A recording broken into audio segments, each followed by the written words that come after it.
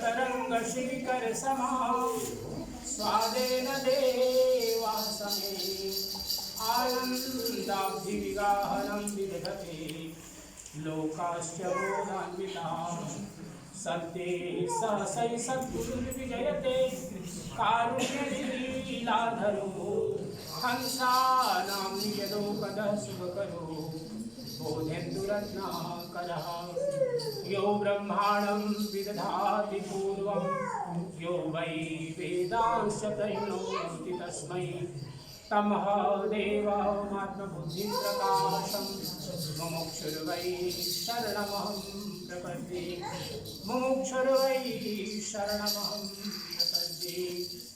प्रेम से बोलिए सद्गुरु कबीर साहेब की जय, सद्गुरु कबीर साहेब की जय, सद्गुरु कबीर साहेब की जय, सभी संत भक्त समाज की जय, भाग्य आनंद की जय।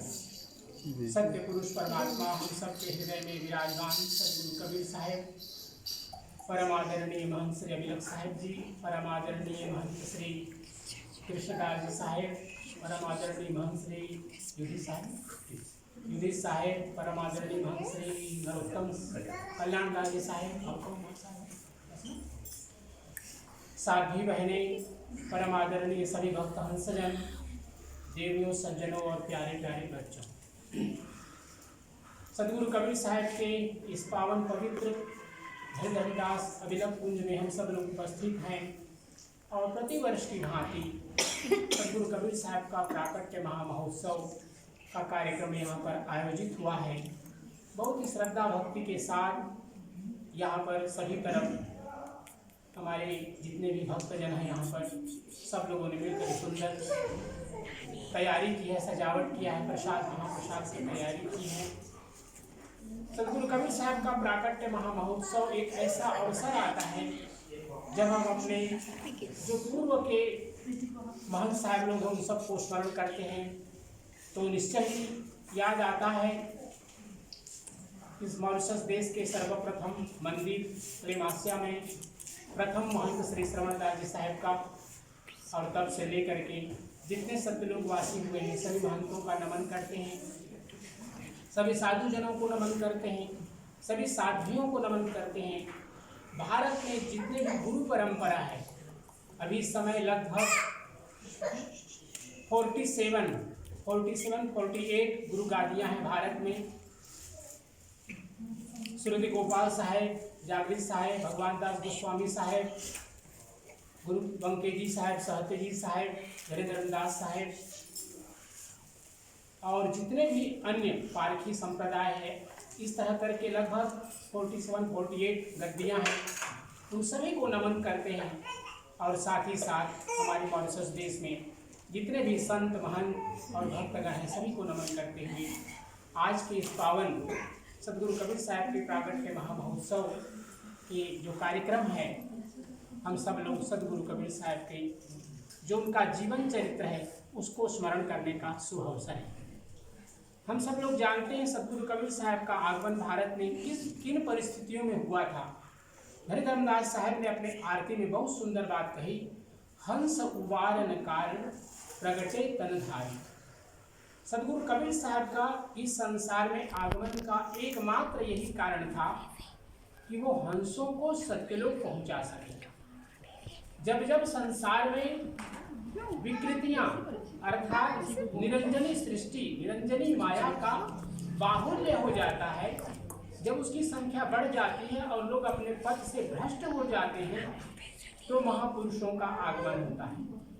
सद्गुरु कबीर साहब सत्यलोक से इस पृथ्वी पर आए क्योंकि वे चाहते तो वे न भी आते, क्योंकि तो निर्गुणा निर्विकार निर्भय तो सद्गुरु कबीर साहब तो निर्गुण निराकार के रूप में है, लेकिन प्रगटे तनधारी सद्गुरु कबीर साहब ने अपने 5 तत्वों को मिला करके, क्योंकि जब चाहते थे अपना शरीर तैयार कर लेते थे, जब चाहते थे फिर 5 तत्वों को 5 तत्वों में विलीन करके अंतर ध्यान हो जाते थे। तो सद्गुरु कबीर साहब का इसी प्रकार से एक प्रकाश पुंज के रूप में धन्य वह लहर तालाब और वह धन्य है वह कमल का पुष्प जहाँ पर सद्गुरु कबीर साहब का अवतरण हुआ और इसके बाद नीरू निमा उसको लेकर के घर में आए। सतगुरु कबीर साहब का नामकरण हुआ। सद्यः जात बछिया से दूध का एक घूंट उन्होंने पान किया, नामकरण। और इस प्रकार से लीला करते करते बहुत सुंदर 3 श्लोकों में सतगुरु कबीर साहब के 120 वर्षों की लीला को समावेश किया।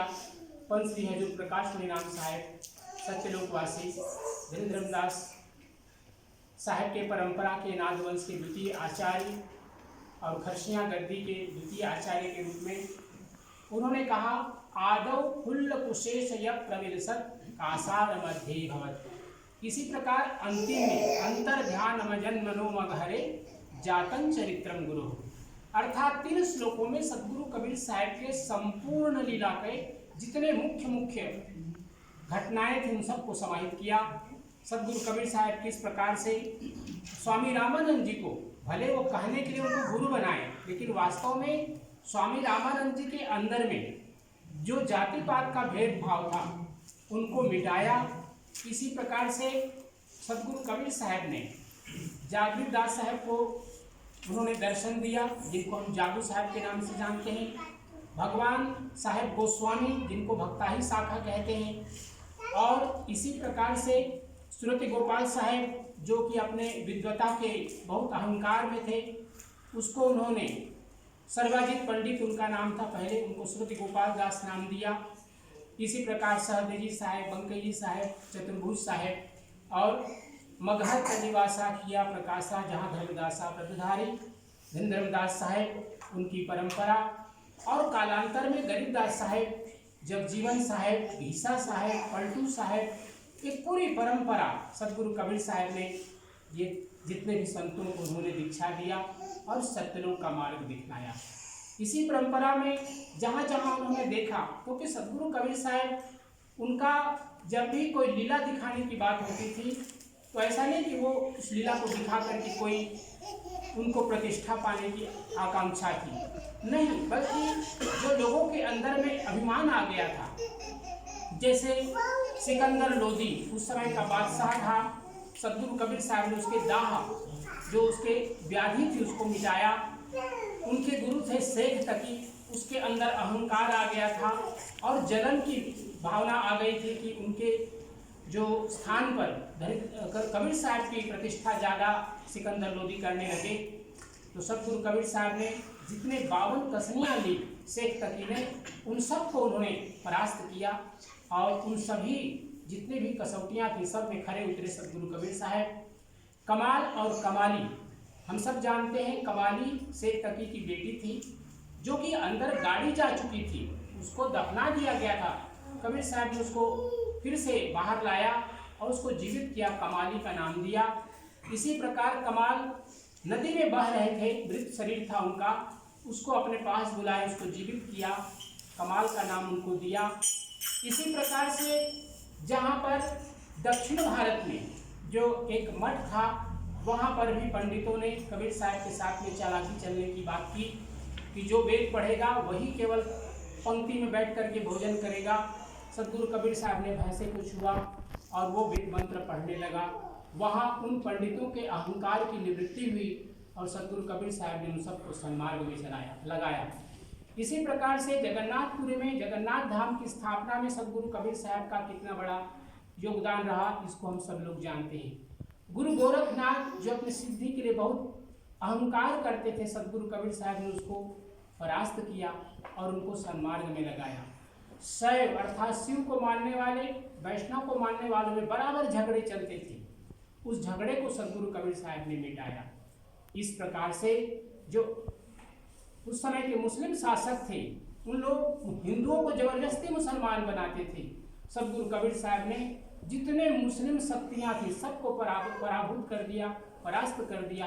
और जितने उस समय भारत के सिकंदर लोदी के साथ साथ जितने छोटे नवाब थे, उन सबको अध्यादेश जारी करवाया दिल्ली से, बादशाह की तरफ से, कि कोई भी व्यक्ति किसी हिंदू को जबरदस्ती मुसलमान नहीं बनाएगा। तो इस प्रकार से सतगुरु कबीर साहब ने उस समय जो काम किया, आज जो हम सब लोग देखते हैं, सुनते हैं, कोई कहता है हमारे रामायण, हमारा वेद, हमारा जो है उपनिषद, सब लोग अपने मय में लगे हैं, अगर आज के 600 साल पहले सतगुरु कबीर साहब का आगमन न हुआ होता तो न तो ये वेद बचते, न उपनिषद, न पुराण, न कोई किसी प्रकार के हिंदू संस्कृति के ग्रंथ बचते। तो इस प्रकार से सतगुरु कबीर साहब ने जो इतना बड़ा काम किया आकर के इस संसार में, धन्य है वह महापुरुष। और उनकी परंपरा में हम सब लोग उसमें आए हैं, शरणागति में आए हैं।